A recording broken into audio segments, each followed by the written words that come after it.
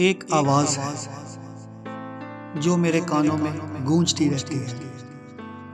कौन सी?